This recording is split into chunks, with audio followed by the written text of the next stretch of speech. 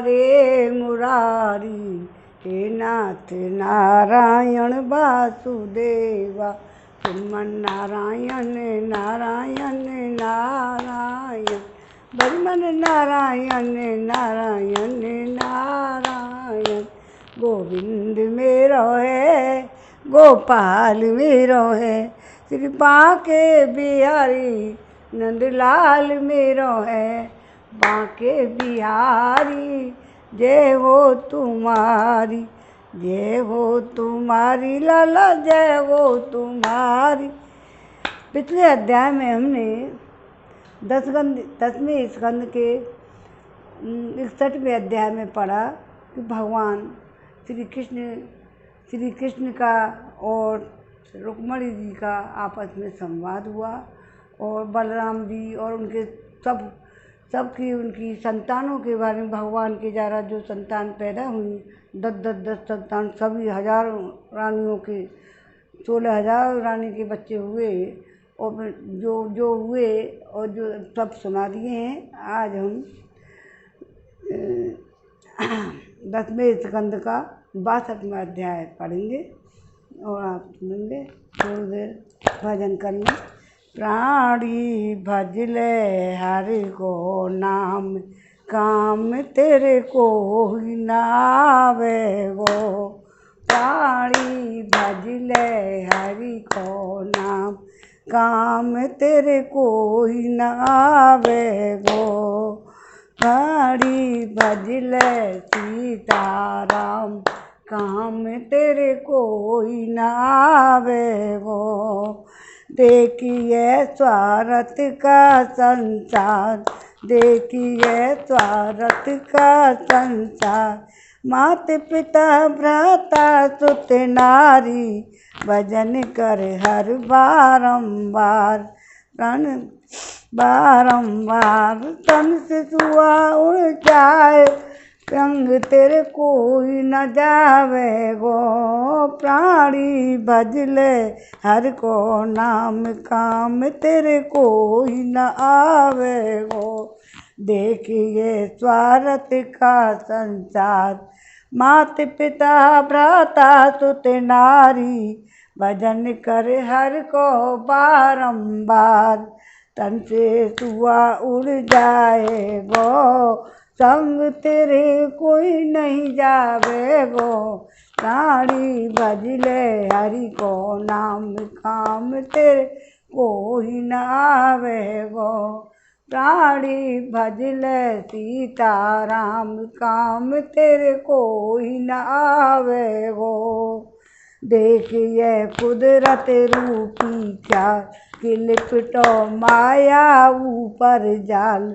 भजन कर छोड़ दे सब जंजाल, सोच सोच छोड़ सोच विचार, नहीं तो सिर धुन के पछतावे गो। प्राणी भजले हरि को नाम, काम तेरे कोई न आवे गो। नहीं काम तेरे कोई न आवे गो, नहीं तो सिर धुन के पछतावे गो। दिखत काम को दिखी मार, दयालु ले हृदय में धार। दया देखत काम क्रोध की मार, दयालु ले हृदय में धार। मिलेंगे निश्चय कृष्ण कुमार, मिलेंगे निश्चय कृष्ण मुरार। नहीं तो सब भवसागर में पड़ो पड़ो तू गोता खावे गो। प्राणी भजले हरि को नाम, काम तेरे कोई नावे गो। कर्म तू पहले करी आयो, कर्म तू पहले करी आयो। जन्म तेने मानुष को पायो, गीत गोविंद को नहीं गायो।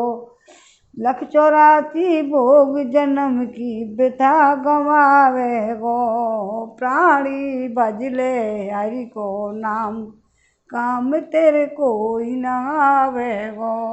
प्राणी भजले सीता राम, काम तेरे कोई ना आवे वो। अब आप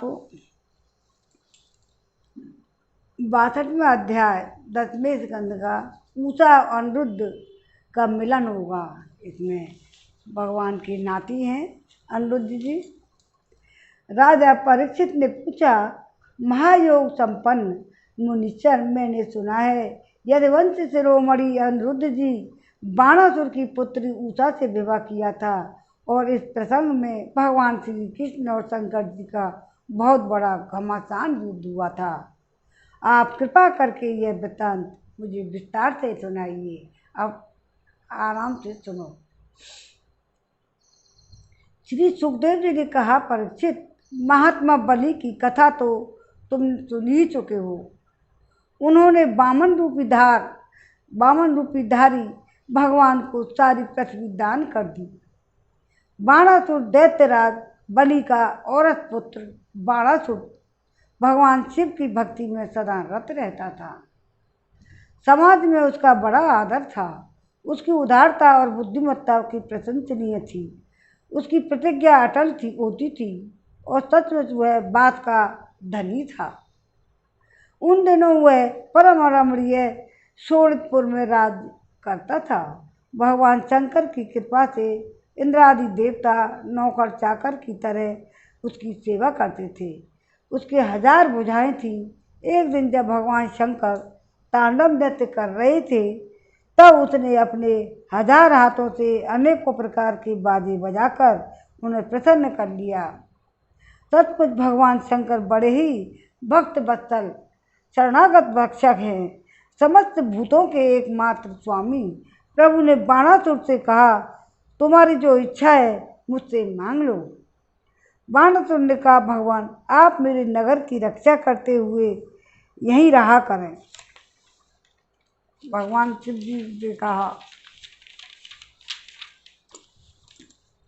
एक दिन बल पौरस में घमंड के चूर में बाणासुर ने अपने समीप स्थित भगवान शंकर के चरण कमलों का सूर्य के समान चमकीले मुकुट से छूकर प्रणाम किया और कहा, देवादिदेव आप समस्त चराचर जगत के गुरु और ईश्वर हैं। मैं आपको नमस्कार करता हूँ।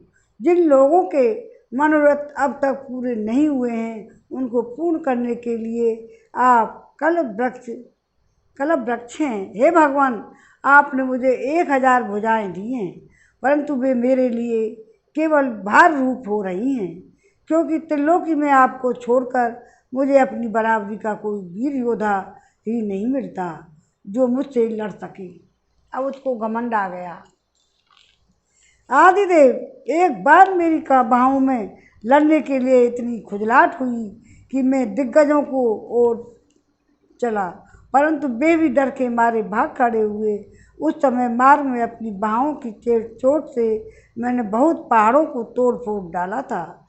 बाणासुर की यह प्रार्थना सुनकर भगवान शंकर ने तनिक क्रोध से कहा, हे मूर्ख, जिस समय तेरी ध्वजा टूट कर गिर जाएगी उस समय मेरे ही समान योद्धा से तेरा युद्ध होगा और वह तेरा युद्ध तेरा घमंड चूर चूर कर देगा। परीक्षित, बाणासुर की बुद्धि इतनी बिगड़ गई थी कि भगवान शंकर की यह बात सुनकर उसे बड़ा हर्ष हुआ और वह अपने घर लौट आया। अब वह मूर्ख भगवान शिव जी के आदेशानुसार उस युद्ध की प्रतीक्षा करने लगा जिसमें उसके बल वीर का नाश होने वाला था। परीक्षित, बाणासुर की एक कन्या थी, उसका नाम था उषा। अभी वह कुमारी ही थी। एक दिन स्वप्न में उसने देखा कि परम सुंदर अनिरुद्ध जी के साथ मेरा समागम हो रहा है। आश्चर्य की बात तो यह थी कि उसने अनिरुद्ध जी को न तो कभी देखा था न सुना ही था। स्वप्न में ही उन्हें न देखकर बोल उठी, प्राण प्यारे, तुम कहीं भी हो, और उसकी नींद टूट गई। वह अत्यंत ही बेहलता के साथ उठ बैठी और देखकर कि मैं सखियों के बीच में हूँ बहुत लज्जित हुई। परीक्षित, बाणासुर के मंत्री का नाम था कुम्मांड। उसकी एक कन्या थी जिसका नाम था चित्रलेखा। उषा और चित्रलेखा एक दूसरे की सहेलियां थीं। चित्रलेखा ने उषा से कौतूहलवश पूछा, ये सुंदरी राजकुमारी, मैं देखती हूँ कि अभी तक किसी ने तुम्हारा पान ग्रहण भी नहीं किया है, फिर तुम किसे ढूंढ रही हो और तुम्हारे मनोरथ का क्या स्वरूप है? उषा ने कहा, सखी, मैंने स्वप्न में एक बहुत सुंदर स्वप्न देखा है और उसके शरीर का रंग सांवला सांवला रंग है सा है। नेत्र कमल दल के समान है। शरीर पर पीला पीला पीताम्बर पहरा रहा है। भुजाएं लंबी लंबी हैं और स्त्रियों का चित्त चुराने वाला है। उसने पहले तो अपने अधरों का मधु मुझे पिलाया, परंतु मैं उसे अगा कर भी पी ही नहीं पाई थी कि वह मुझे दुख के सागर में डालकर न जाने कहाँ चला गया। मैं तरसती ही रह गई।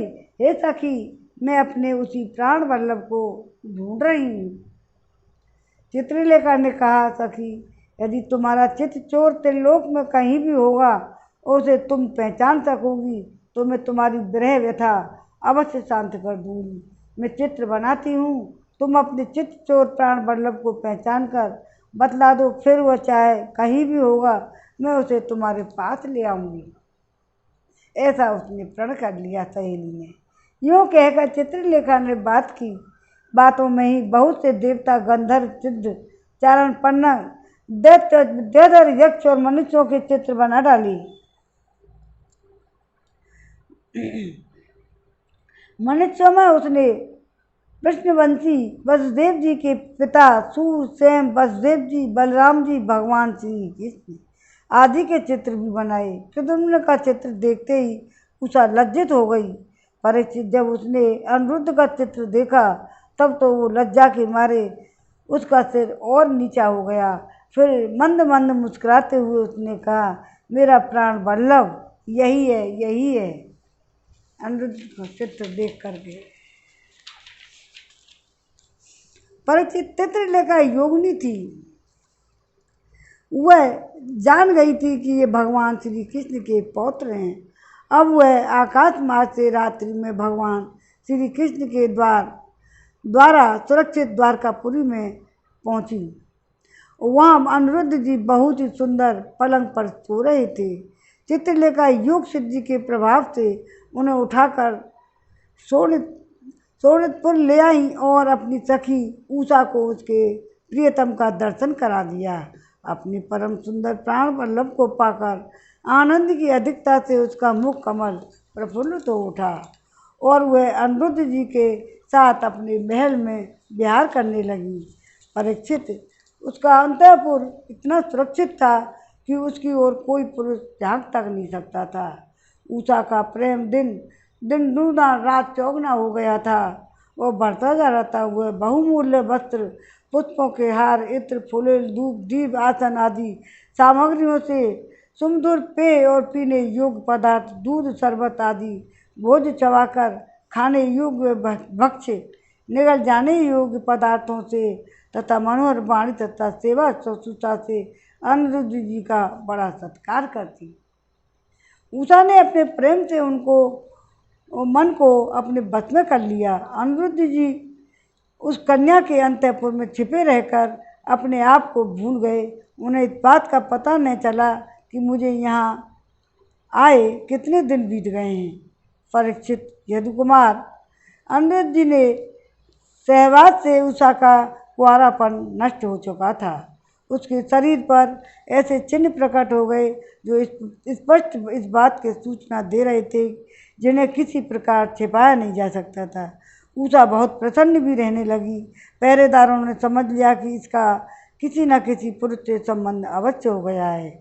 उन्होंने जाकर बाणासुर से निवेदन किया, राजन, हम लोग आपकी अविवाहिता राजकुमारी का जैसा रंग ढंग देख रहे हैं वह आपके कुल पर बट्टा लगाने वाला है। हे प्रभु, इसमें संदेह नहीं कि हम लोग बिना कर्म टूटे रात दिन महल का पहरा देते रहते हैं। आपकी कन्या को बाहर के मनुष्य देख भी नहीं सकते, फिर भी वह कलंकित कैसे हो गई इसका कारण हमारी समझ में नहीं आ रहा है। परीक्षित पहरेदारों ने से ये समाचार जानकर कन्या का चरित्र दूषित हो गया है, बाणासुर के हृदय में बड़ी पीड़ा हुई। वह झटपट उषा के महल में जा धमका और देखा कि अनिरुद्ध जी वहाँ बैठे हैं। प्रिय परीक्षित, अनिरुद्ध जी वह स्वयं कामावतार प्रद्युम्न के पुत्र थे। त्रिभुवन में उनके जैसा सुंदर और कोई न था। सांवरा सलोना शरीर और उस पर पीताम्बर पहराता हुआ, कमल दल के समान बड़ी बड़ी कोमल आँखें, लंबी लंबी भुजाएं, कपोलों पर घुंघराली अलकें और कुंडलों की झिलमिलाती हुई ज्योति, ओठों पर मंद मंद मुस्कान और प्रेम भरी चितवन से मुख की शोभा अनूठी हो रही थी। अनिरुद्ध जी उस समय अपनी सब ओर से सज धज कर बैठी हुई प्रियतमा उषा के साथ पासे खेल रहे थे। उनके गले में बंद बसंती बेला के बहुत सुंदर पुष्पों का हार सुशोभित हो रहा था। उस हार में उषा के अंग का संपर्क होने से उसके वक्ष स्थल को केसर लगी हुई थी। उन्हें उषा के सामने ही बैठा देखकर बाणासुर विस्मित और चकित हो गया।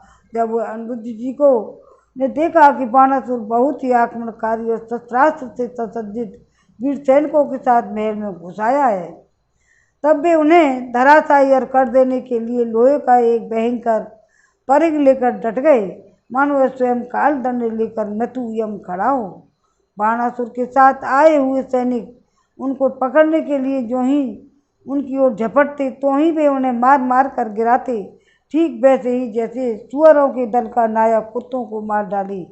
अनिरुद्ध जी की चोट से वह सैनिकों की सिर, भुजा, दंगा आदि अंग टूट फूट गए और महल से निकल कर भाग गए।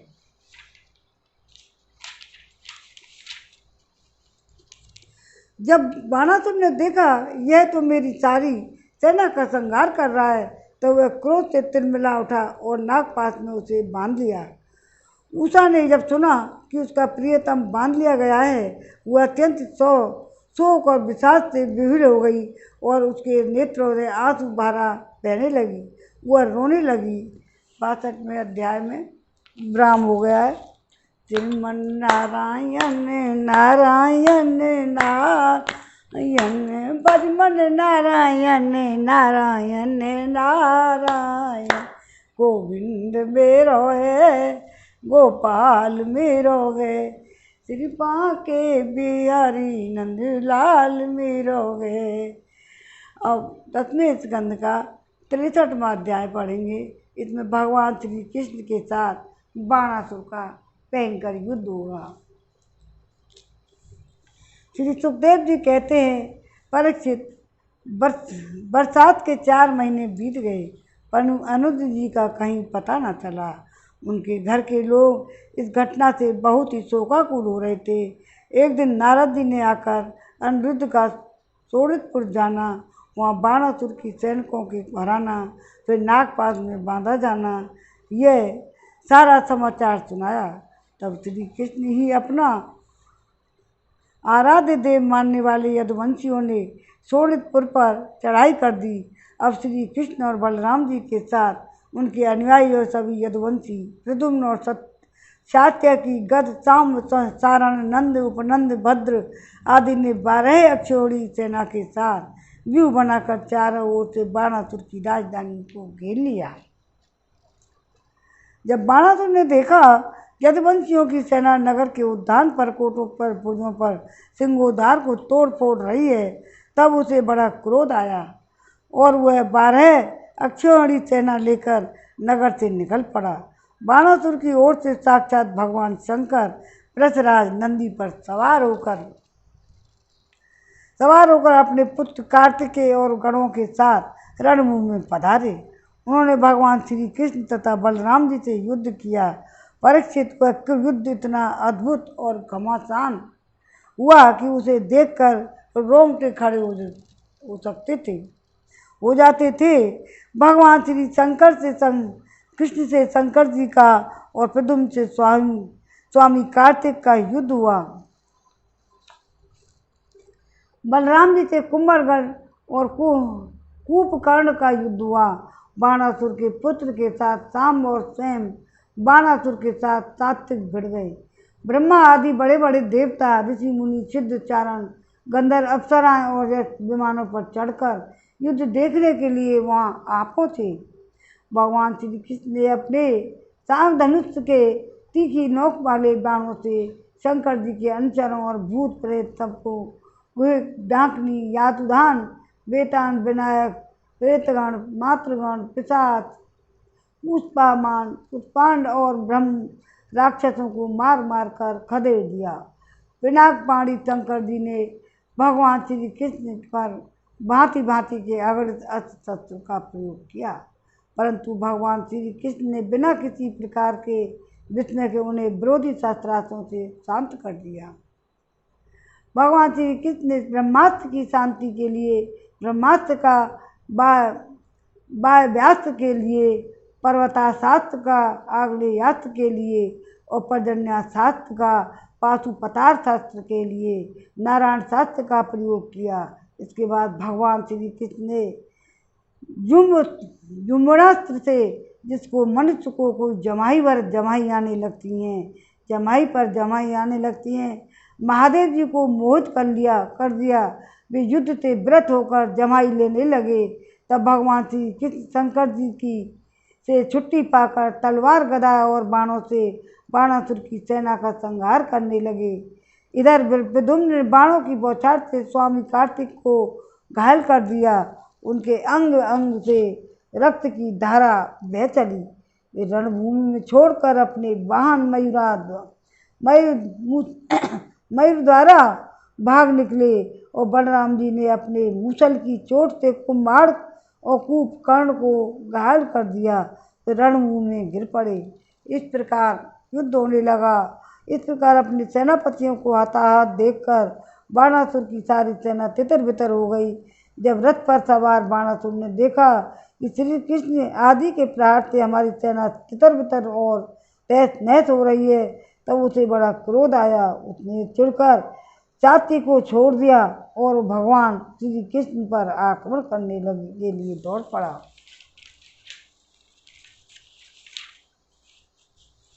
परंतु रणोन्मुख बाणासुर ने अपने 1000 हाथों से एक साथ ही 500 धनुष खींचकर एक पर 2-2 बाण चढ़ाए और परंतु भगवान श्री कृष्ण के एक साथ ही उसके सारे धनुष काट डाले। सारथी रथ घोड़ों को भी धराशायी कर दिया। एवं शंखध्वनि की कोटरा नाम की एक देवी बाणासुर की धर्म माता थी। वह अपने उपासक पुत्र के प्राणों की रक्षा के लिए बाल बिखेर कर नंग धड़ंग भगवान श्री कृष्ण के सामने आकर खड़ी हो गई। भगवान श्री कृष्ण ने इसलिए कि कहीं उस पर दृष्टि न पड़ जाए, अपना मुंह फेर लिया और वे दूसरी ओर देखने लगे। तब तक बाणासुर धनुष कट जाने और रथहीन हो जाने के कारण अपनी नगर में चला गया। उधर जब भगवान शंकर के भूतगण इधर उधर भाग गए, तब उन्होंने छोड़ा हुआ 3 सिर और 3 पैरा वाला ज्वर 10 दिशाओं को जलाला था हुआ भगवान श्री कृष्ण की ओर दौड़ा। भगवान श्री कृष्ण ने उसे अपनी ओर आते देखकर उसका मुकाबला करने के लिए अपना जड़ छोड़ा और वैष्णव महेश्वर दोनों ज्वर आपस में लड़ने लगे। अंत में वैष्णव ज्वर के तेज से महेश्वर ज्वर पीड़ित होकर चिल्लाने लगा और अत्यंत भयभीत हो गया। जब उसे अन्यत्र कहीं त्राण न मिला, तब वह अत्यंत नम्रता से हाथ जोड़कर शरण में लेने के लिए भगवान श्री कृष्ण से प्रार्थना करने लगा। ज्वर ने कहा, प्रभु आपकी शक्ति अनंत है। आप ब्रह्मादि ईश्वरों के भी परम महेश्वर हैं। आप हमारे आत्मा और स्वरूप हैं। आप अद्वितीय और केवल ज्ञान स्वरूप हैं। संसार की उत्पत्ति, स्थिति और संहार के कारण आप ही हैं। श्रुतियों के द्वारा आपका यह वर्णन अनुमान किया जा सकता है कि आपका समस्त विकारों से रहित स्वयं ब्रह्म है। मैं आपको प्रणाम करता हूँ। कालदेव, अदृश्य कर्म और जीव, स्वभाव साक्ष, सूक्ष्म भूत शरीर, सूत्रात्मा, प्राण और अहंकार, एकादश इंद्रियां, पंचभूत, इन सब का संघात लिंग शरीर और बीजांकुर न्याय के अनुसार उससे कर्म और कर्म से लिंग शरीर की उत्पत्ति, यह सब आपकी ही माया है। हे प्रभु,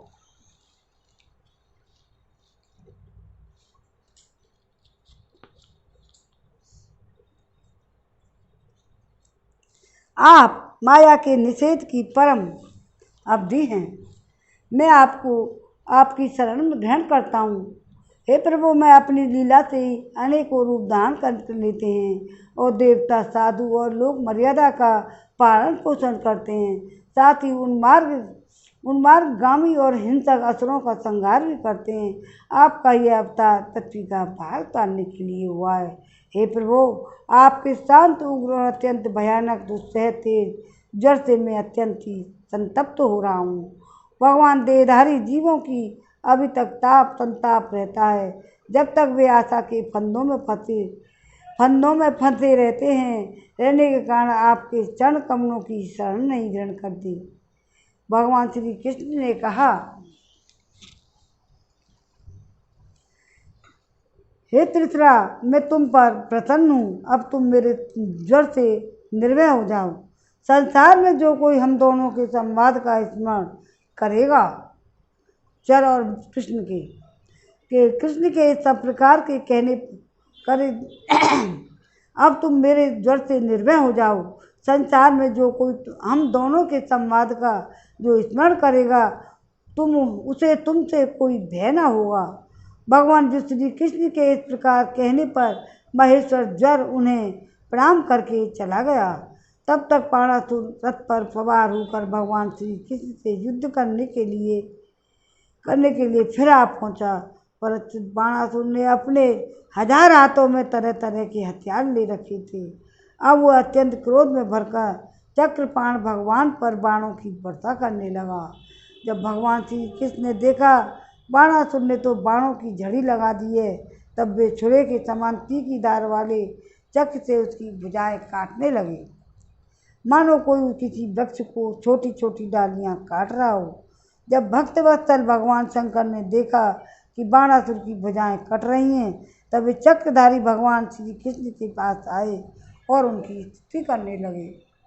भगवान शंकर ने कहा, श्रीमन नारायण नारायण नारायण, बजमन नारायण नारायण नारायण, गोविंद मेरो है गोपाल मेरो है, श्री बांके बिहारी नंद मेरो है, श्रीमन नारायण नारायण नारायण।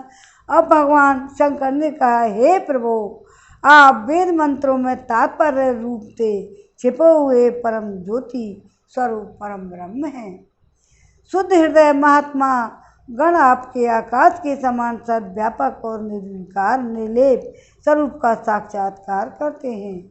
आकाश आपकी नाभि है, अग्नि मुख है, जल वीर्य है, स्वर्ग सिर तथा कान है, पृथ्वी चरण है, 15वां मन सूर्य नेत्र हैं, मैं शिव आपका अहंकार हूँ, समुद्र आपका पेट है, इंद्र भुजा है।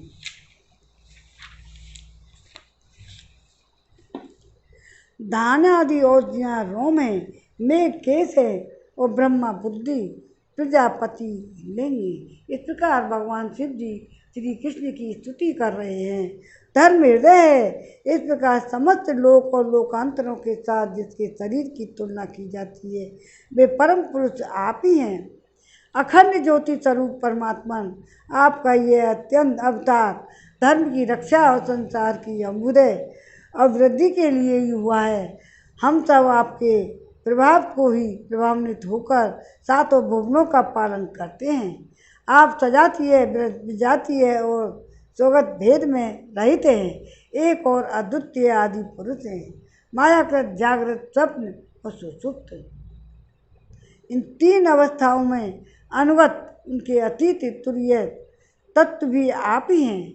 आप किसी दूसरी वस्तु के द्वारा प्रकाशित नहीं होते, आप स्वयं ही प्रकाशमान हैं। आप सबके कारण हैं, परंतु आपका न तो कोई कारण है, न आप में कारण अपना है। भगवान, ऐसा होने पर आप तीनों गुणों के विभिन्न विषमताओं को प्रकाशित करने के लिए अपनी माया से देवता पशु पक्षी मनुष्य शरीर के अनुसार भिन्न भिन्न रूपों में प्रतीत होते। हे प्रभु, सूर्य चंद्रमा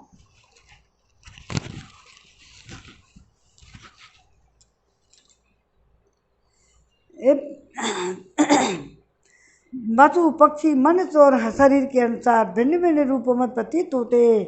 हे प्रभु, जैसे सूर्य अपनी छाया बादलों से ही ढक लेता है और बादलों तथा विभिन्न रूपों को प्रकाशित करता है, उसी प्रकार आप तो स्वयं प्रकाश हैं, परंतु गुणों के द्वारा मानो ढके से जाते हैं और समस्त गुणों तथा गुणाभिमानी जीवों को प्रकाशित करते हैं। वास्तव में आप अनंत हैं, बहुत स्तुति करते भगवान। आपकी माया से मोहित होकर जो लोग स्त्री पुरुष देह और गेह आदि में आसक्त हो जाते हैं और फिर दुख के अपार सागर में डूबने और उतरने लगते हैं, संसार के मानवों का यह मनुष्य शरीर आपने अत्यंत ही कृपा करके दिया है। जो पुरुष इसे पाकर भी अपनी इंद्रियों को बस में नहीं करता और आपके चरण कमलों का आश्रय नहीं लेता, उनका सेवन नहीं करता, उसका जीवन अत्यंत ही शोचनीय है और वह स्वयं अपने आप को धोखा दे रहा है। हे प्रभु, आप समस्त प्राणियों के आत्मा प्रियतम शंकर ईश्वर शुभ मृत्यु का ग्रास मनुष्य आपको छोड़ देता है और अनात्म दुख रूप तुच्छ विषयों में सुख वृद्धि करके उनके पीछे भटकता है। इसलिए तो कहते हैं, प्राणी भजले हरि को नाम, काम तेरे को ही ना आवे वो। भगवान शिव जी इस प्रकार से स्तुति कर रहे हैं, वह इतना मूर्ख है कि अमृत सुख वृद्धि करने के लिए उनके पीछे भटकता है। वह इतना मूर्ख मनुष्य है, अमृत को छोड़कर विष पी रहा है। मैं ब्रह्मा, सारे देवता, विशुद्ध हृदय वाले मुनि, ऋषि मुनि सब प्रकार से और सर्वात्म भाव से आपके शरणगत हैं, क्योंकि आप ही हम लोगों की आत्मा हैं, प्रियतम हैं और ईश्वर हैं। आप जगत की उत्पत्ति, स्थिति और प्रलय के कारण आप ही हैं। आप सब में सम परम शांत, सबके स्वहृदय आत्मा इष्ट देव हैं। आप एक अद्वितीय और जगत के आधार अधिष्ठान है। हे प्रभु, हम सब संसार से मुक्त होने के लिए आपका भजन करते हैं। देव, यह बाणासुर मेरा परम प्रिय कृपा पात्र और सेवक है, मैंने इसे अवैधान किया है। हे प्रभु, जिस प्रकार इसके परदादा दैत्यराज प्रहलाद पर आपका कृपा प्रसाद है, वैसा ही कृपा प्रसाद आप इस पर भी करें। भगवान श्री कृष्ण ने कहा, भगवान आपकी बात मानकर जैसा आप चाहते हैं मैं उसे निर्भय किए देता हूँ। आपने पहले इसके संबंध में जैसा निश्चय किया था, मैंने इसकी भुजाएं काटकर उसी का अनुमोदन किया है। मैं जानता हूँ कि बाणासुर दैत्यराज बलि का पुत्र है, इसलिए मैं भी इसका वध नहीं कर सकता, क्योंकि मैंने प्रहलाद को वर दे दिया कि तुम्हारे वंश में पैदा होने वाले किसी भी दैत्य का मैं वध नहीं करूँगा। इसका घमंड चूर करने के लिए मैंने इसकी भुजाएं काट दी हैं। इसकी बहुत बड़ी सेना पृथ्वी के लिए भार हो रही थी, इसलिए मैंने उसका संहार कर दिया है। अब इसकी 4 भुजाएं बच रही हैं, ये अजर अमर बनी रहेंगी। यह बाणासुर आपके पार्षदों में मुख्य होगा। अब आप उसको किसी से किसी प्रकार का भय नहीं है। श्री कृष्ण से इस प्रकार की अभयदान प्राप्त हुआ और बाणासुर ने उनके पास आकर धरती में माथा टेका, प्रणाम किया। अनिरुद्ध जी को अपनी पुत्री उषा के साथ रथ पर बिठाकर भगवान के पास ले आया। इसके बाद भगवान श्री कृष्ण ने महादेव जी की सम्मति से वस्त्र अलंकार विभूषित उषा और अनिरुद्ध जी की अक्षौहिणी सेना के साथ आगे करके द्वारका के लिए प्रस्थान किया, शादी कर दी। इधर द्वारका में भगवान श्री कृष्ण आदि सुगामन का समाचार सुन के झंडियों और तोरणों से नगर का कोना कोना सजा दिया गया। बड़ी बड़ी सहज सड़कों पर चौराहों का चंदन मिश्रित जल से सींच दिया गया। नगर के नागरिकों को बंधु बांधवों और ब्राह्मणों ने आगे आकर खूब धूमधाम से भगवान का स्वागत किया। उस समय शंख नगारों और ढोलों का तुमुल ध्वनि हो रही थी। इस प्रकार भगवान श्री कृष्ण ने अपनी राजधानी में प्रवेश किया।